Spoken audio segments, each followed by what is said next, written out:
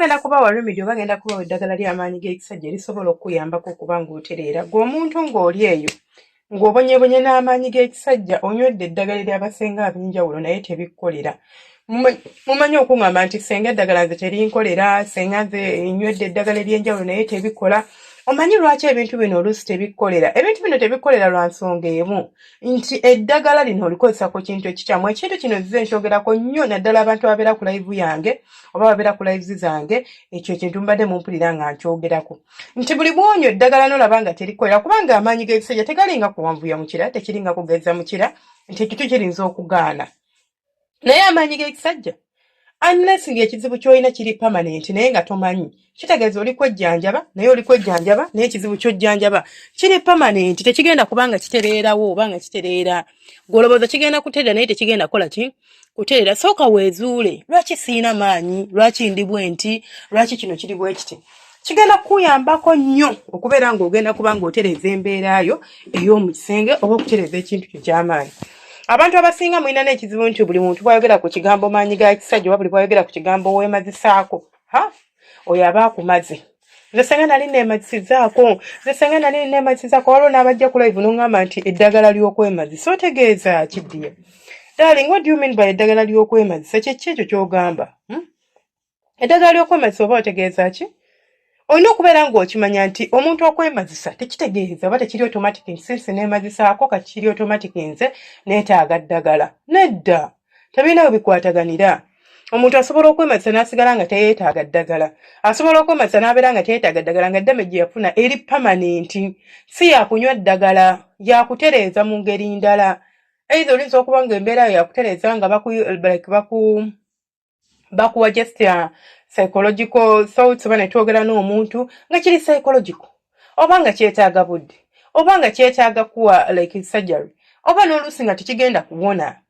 For example instances oba like scenarios where nga tojja kuwona kubeera ng'obuso wabwonoona. Bwayonooneka engeri gye wakwatanga omukira n'ogutulugunya n'ogusikasika n'ogukola biki. Gwayonooneka ogw'omukira tolowooza nti kiti. Nti gwe nga bw'ogukola oba bw'ogukwasaganya doesn't matter. It matters a lot and it plays a key role mu kwonoona omukira gwo oba okusigala nga gukola. So kisobokera ddala okuba nga kaakati kyasobola kubeera ng'otereera lw'eyo embeera. Kati gw'ogenda kanya kunywa eddagala, ogambe nze senga nywedde eddagala, kituufu onywedde era teri agambye nti tonywedde. Naye terikola kubanga ky'ojjanjaba kikyamu. That is why eddagala teriri kukolera.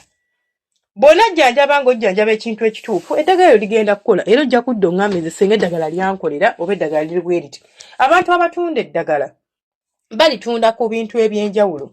Ate n'akubuulira nti oba akozesa kwemazisa naye oluusi n'atagoinga into details z'eddagala ly'atunda.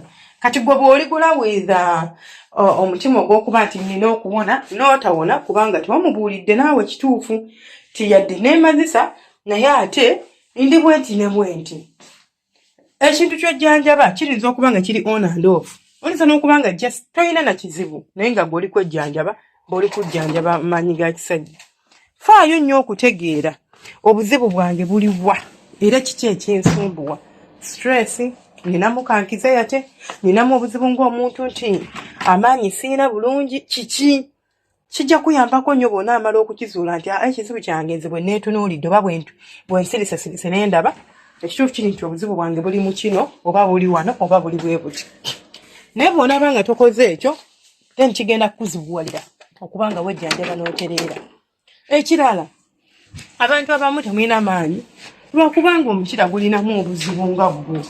Nga tubudde ku byakwemazisa, tubudde ku byaki. Oyina ki infection kikulumidde ebbanga ate infection gy'okoma okuba nayo gyakoma okuba enzibu okujjanjaba.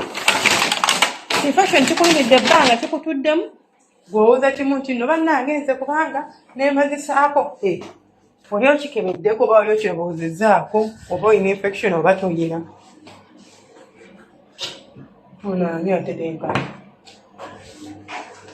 Oli okebeddeko oba oli obuuzizaako oba oyina infection oba toyina oba just gw'olowooza bulowooza bw'otyo n'ogamba nti kirabika nze nina infection.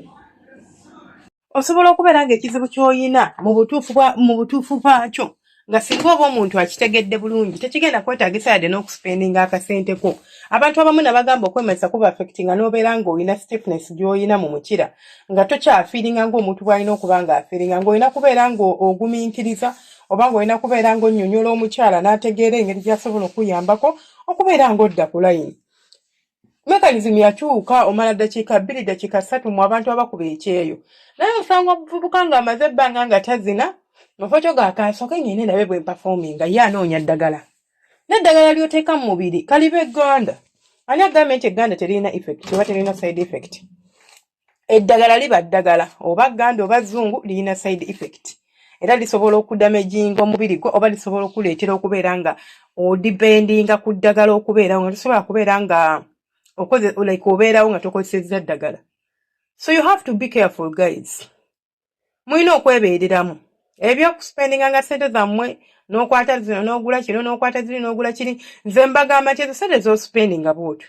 Lwaki tokwatako emitwalo 10 n'ogenda mu ddwaliro ezzungu ne bakukebera ne bakugamba nti okusinziira bye tukebedde ekituufu kiri testosterone zo ziri wansi oba ne bakebera ne bakugamba nti okusinziira bwe tukebedde ekituufu tulabye nti n'olinamu infection oba ne bakugamba okusinziira bwe tukebedde obusuwa bwo bwayonooneka okusinziira bwe tukebedde nerve endings tekyakola bulungi okusinziira bwe kugamba ne bamanya omukira gwasanyalala tegukyawulira tegukyafiiringa. Buli bw'obeera ng'omukira gwo gwasanyala nti gulina feeling kitegeeza omuntu ne bw'abeera nga muli mu kwezina togenda mu feelinga just ogenda kubeeraawo just bw'otyo naye nga tolina kyokola ky'ofiiringa oba ky'owulira mu mbeera efaanagana bw'etyo. So olina okwebeereramu nga ggwe omuntu n'omanya nti ekituufu kiri nti kye kino oba kye kiri otherwise ogenda kuwunzika nga otomedde butomezi oba nga tolina ky'ofunyemu kiryawo ky'amakulu. Mwebeereremu. Buli bw'oweebeereramu oba buli bw'otegeera ebintu bino engeri y'obikwasaganyaamu ebintu bikwanguyira obulamu bukugondera. Naye bw'oba nga totegedde engeri yakwasaganyaamu kintu kino ogenda kanya kunywa eddagala buli lye batunda ng'ogula. Abamu mwetaaga kwoza just misuwa gyammwe ng'entambula y'omusaayi nfu. Okay. Ebyo byonna byonna nga mbyogedde nabagambye ngenda bbawa eddagala. Nze eddagala ngenda okukuwaliririmu. Byanjogedde eryo libadde nga ddagala wabula ngenda kuwa eddagala genda ku Senga page kuno kwennyini simanyi oba no audio ogenda bogisanzeewa naye oba ogijja ku YouTube. Waliwo audio gye nakola in fact ngenda gezaako giteekako oba ogyatachingako kuno ogirabe okwate eddagala eryo olikozese wabula digenda kukukolera singa bino wammanga by'ebizibu byo. Nti nze bangambye entambula y'omusaayi omusaayi gwange gutambula mpola emisuwa mifukyafu oba mifunda bangambye obwagazi siina kuba n'omuntu atalina bwagazi era nawe obanga omuntu atasobola kuzina mmana awo bijja kukolera naye okibanga si ekyo tebigenda kukolera. Kati totegana kulinyoonya gamba nti senga bampe eddagala nga tomanyi kikuluma kebera. Nze situunda ddagala ekyo nkiddamu. Era nabagamba engeri gye siritunda nze omu ku muntu ajja okubuulira ekituufu kuba si business enti gye protectinga. Byebyo ebyange. Mubeere bulungi akuuma atakuumira mpiira.